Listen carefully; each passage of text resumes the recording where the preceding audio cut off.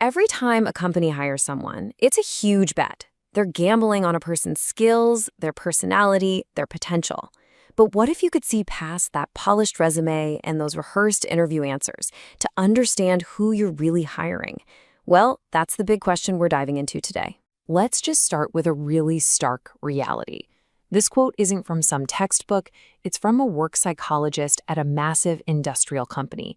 Before they started screening candidates for even basic risk factors, a bad hire wasn't just a hit to productivity. It could be fatal. It just goes to show you the incredible stakes involved from the very beginning.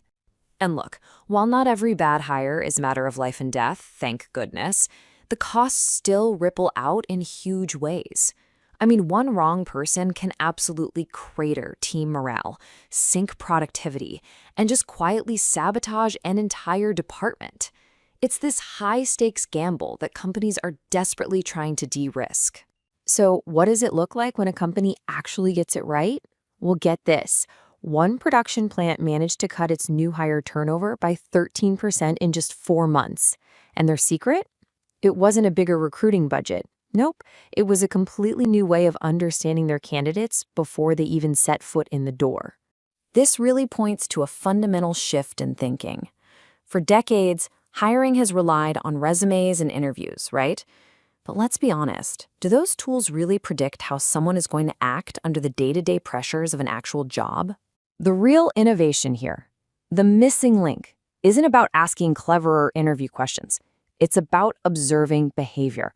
It's a huge shift from what a candidate claims they would do to seeing what they actually do when you put them in a situation that feels like real work. So think about it this way. The old method, a traditional questionnaire, asks you to describe how you'd act. And that's subjective, right? It's easy to prepare for.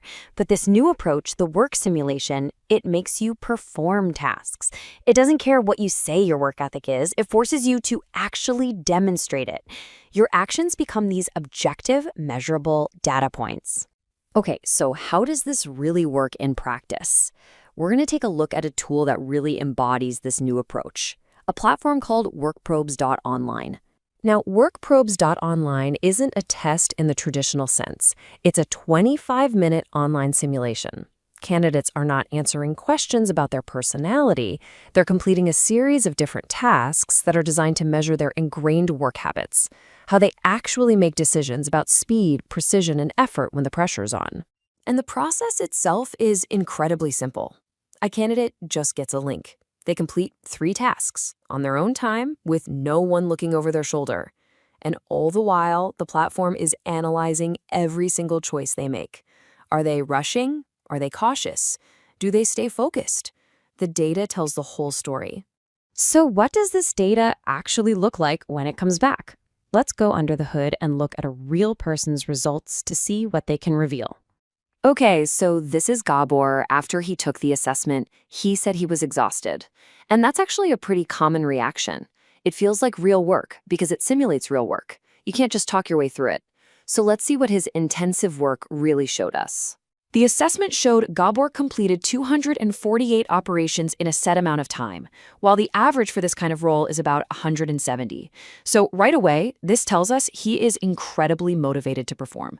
But here's a really key question. Is being highly motivated always a good thing? The answer is absolutely not. Just look at the top left of this chart. Diligent but dangerous. There's this famous story of a factory worker who set a record for parts produced in a single shift. The problem? Every single one of those parts was defective. That's high motivation without precision, and that's a recipe for disaster. This data also reveals something crucial about how you should manage someone. You see, most people, about 75% of us, we thrive with clear structure and supervision. But Gabor is different. He's autonomous, he's internally motivated. If you put him under a micromanager, you would just frustrate him and completely waste your own time. So putting it all together, we see this really clear profile emerge. Gabor is a highly motivated, autonomous thinker who gets bored by repetitive tasks. I mean, he sounds perfect for a strategist role, right? But the job he was being considered for was on a repetitive factory line. The data showed it wasn't a bad worker. It was just a bad fit. And this right here brings us to the ultimate goal. This isn't about screening people out. It's about putting the right people in the right roles where they're actually set up to succeed from day one. The core philosophy behind all of this is that there's really no such thing as a bad candidate. There's only a mismatch, and this reframes hiring completely.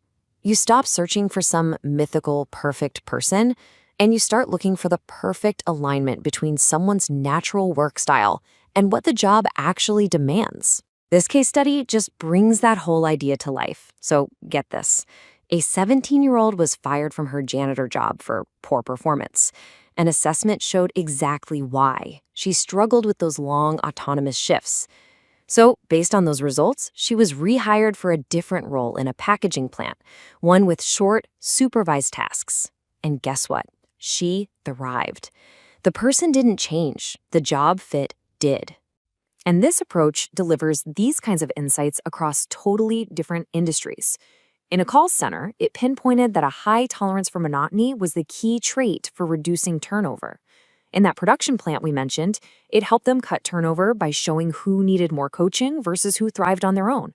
And for a sales team, it flagged a candidate who talked a great game in the interview, but whose actual work habits didn't match his promises, saving the company from a really costly bad hire. So ultimately, at the end of the day, this is about more than just filling a position. It's about using objective data to build teams that work better together. It's about making sure employees are in roles where they feel competent and engaged, which in turn leads to more stable, effective, and honestly more humane workplaces for everyone. Which leaves us with one final thought. If you took an assessment like this, what would the data say about you? What are the ingrained habits that define how you work? And more importantly, are you in a role that allows those habits to become your greatest strengths?